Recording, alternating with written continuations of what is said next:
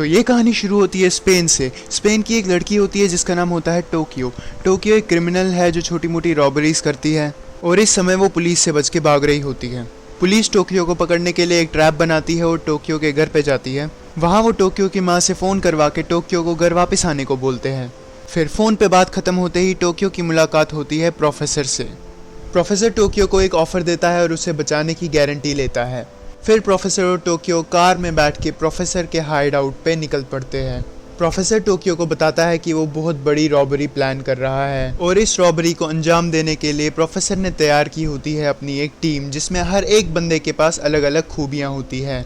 Professor कई महीनों तक इस पूरी टीम को तैयार करता है और उन्हें बहुत सी ज़रूरी बातें भी बताता है, जैसे कि उनमें से एक बात होती है कि उन्हें अपने असली नाम से एक दूसरे को बुलाने की इजाज़त नहीं होती है।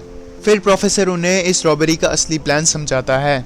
ये रॉबरी होने वाली होती है स्पेन की national building royal mint of Spain में, जहाँ पे बहुत सारा पैसा होता है और पैसे छापने की मशीन भी होती है। फिर कई महीनों की ट्रेनिंग के बाद ये लोग इस रॉबरी को अंजाम देते हैं।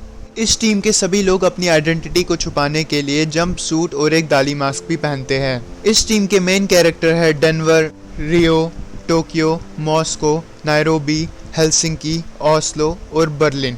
प्रोफेसर बर्लिन को इस टीम का लीडर बनाता है और पूरी टीम को हैंडल करने के लिए कहता है। फिर ये सब एंटर करते हैं रॉयल मिंट ऑफ स्पेन के अंदर। इन्होंने एंटर करने का प्लान इतना ज़बरदस्त बनाया होता है कि वहाँ की सिक्योरिटी को भी कुछ पता नहीं चलता। अंदर एंटर करने के बाद ये वहाँ आए हुए सब लोगों को अपने हॉस्टेजेस बना लेते हैं और उन्हें अपने जैसा ही रेड जंप सूट और एक दाली मास्क पहनने को देते हैं, जिससे पुलिस को पता न चले कि कौन रॉबर्स है और कौन हॉस्टेजेस। इन हॉस्टेजेस में से एक हॉस्टेज एक वीआईपी पर्सन होती है जिसका नाम होता है Alison Parker. Alison Parker UK के एक एम्बेसडर की बेटी होती है जो अपने स्कूल ट्रिप पे बाकी स्टूडेंट्स के साथ रॉयल मिंट ऑफ स्पेन देखने आई होती है। इस रॉबरी को अंजाम देने के लिए प्रोफेसर ने सोच समझ के यही वाला दिन चुना था। फिर उसके बाद ये रॉबर्स पैसे चुरा के गेट से बाहर भागने का ड्रामा भी करते हैं और गेट से बाहर निकल के गोलियां भी चलाते हैं, जिससे पुलिस को यकीन हो जाए कि ये कोई आम रॉबरी नहीं है। फिर उसी दौरान पुलिस इन पे वापस गोलियां चलाती है और इनमें से इनका एक टीम मेंबर रियो घायल हो जाता है। फिर ये सब लोग वापस अंदर भाग के रॉयल मिंट ऑफ स्पेन के गेट को एक इलेक्ट्रॉनिक डोर से बंद कर देते हैं। फिर अगले सीन में रॉबर्स से नेगोशिएट करने के लिए हेडक्वार्टर से अपॉइंट की जाती है एक पुलिस इंस्पेक्टर, जिसका नाम होता है इंस्पेक्टर रकेल। फिर प्रोफेसर उसे एक अननोन नंबर से कॉल करता है और धमकी देता है कि अगर तुमने अंदर जाने की कोशिश की तो वो एक एक करके सभी हॉस्टेजेस को मार देगा। वहीं दूसरी ओर ये लोग सभी हॉस्टेजेस का सेल फोन लेके उसे स्विच ऑफ कर देते हैं ताकि पुलिस उसे ट्रैक ना कर पाए। फिर ये रॉबर्स इन हॉस्टेजेस को अपने वर्कर्स की तरह यूज़ करते हैं और उन्हें 8 बिलियन यूरोज़ पर ओवर के हिसाब से पैसा छापने का काम देते हैं। और दूसरी तरफ प्रोफेसर पुलिस को बार बार कॉल करके उन्हें अपनी बातों में फंसा के रखता है, जिससे उन्हें और टाइम मिल सके और वो और पैसा छाप सके। इंस्पेक्टर अकेल प्रोफेसर की बातों से परेशान हो जाती है और ये समझ जाती है कि ये कोई आम रॉबरी नहीं है। फिर इंस्पेक्टर अकेल इस केस से थक के एक बार में जाती है जहाँ उसकी मुलाकात होती है प्रोफेसर से। प्रोफेसर उसे अपना नाम सैल्वा बताता है। रकेल ये नहीं जानती कि यही आदमी प्रोफेसर है। इन दोनों के बीच में गहरी दोस्ती हो जाती है और ये दोनों एक दूसरे को चाहने भी लगते हैं।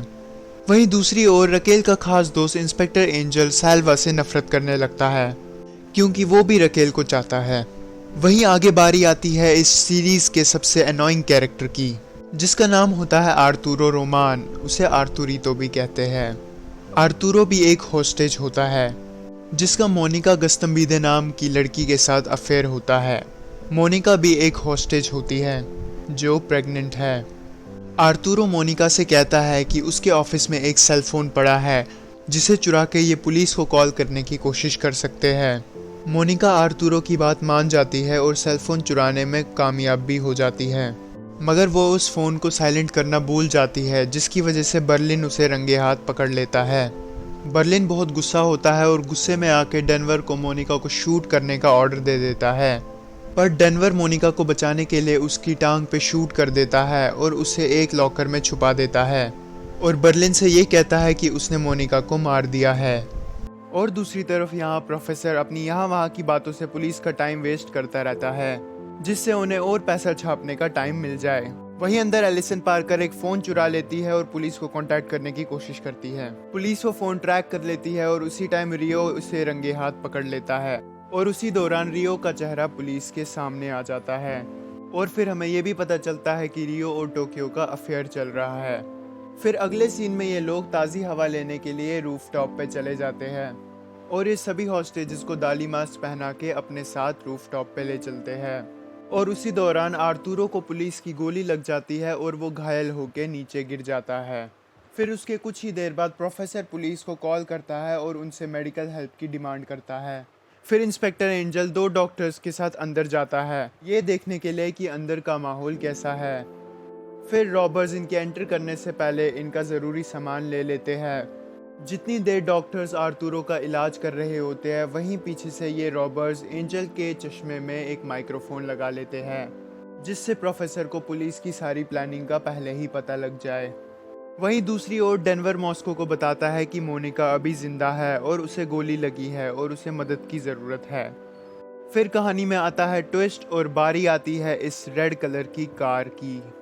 ये कार प्रोफेसर की होती है और उन्होंने अभी तक इसे ठीक से ठिकाने नहीं लगाया होता है। पुलिस को इस कार की इंफॉर्मेशन मिल जाती है और अब प्रोफेसर खतरे में होता है। फिर प्रोफेसर पुलिस से पहले जंकयार्ड पहुंच जाता है और कार से अपने सारे फिंगरप्रिंट्स हटा लेता है और कार में बर्लिन के कोड का एक बटन रख देता है। फिर पुलिस को बर्लिन की असली आइडेंटिटी का भी पता चल जाता है। वहीं दूसरी ओर एंजल का सैल्वा पे शक बढ़ने लगता है। फिर वो सैल्वा के घर जाता है और उसके घर से उसके फिंगरप्रिंट ले लेता है और रकेल को ये सारी बातें बताता है और कहता है कि उसे पूरा यकीन है कि सैल्वा ही प्रोफेसर है। रकेल को ये बात बर्दाश्त नहीं होती है और वो एंजल से कहती है कि मुझे तो लगता है तुझे खाली उससे जलन हो रही है और वो एंजल को ही सारा दोष देती है। फिर एंजल वहाँ से चला जाता है और उसे फिंगरप्रिंट्स की रिपोर्ट का रिजल्ट मिल जाता है। एंजल रकेल को कॉल करता है पर रकेल उसका फ़ोन नहीं उठाती है। फिर वो रकेल को एक वॉइस नोट भेजता है और उसी दौरान एंजल का एक्सीडेंट हो जाता है और वो कोमा में चला जाता है। प्रोफेसर को एंजल के चश्मे में लगे माइक्रोफोन की मदद से इस वॉइस नोट का पता चल जाता है। फिर वो सैल्वा बन के रकेल के घर जाके वो वॉइस नोट डिलीट कर देता है।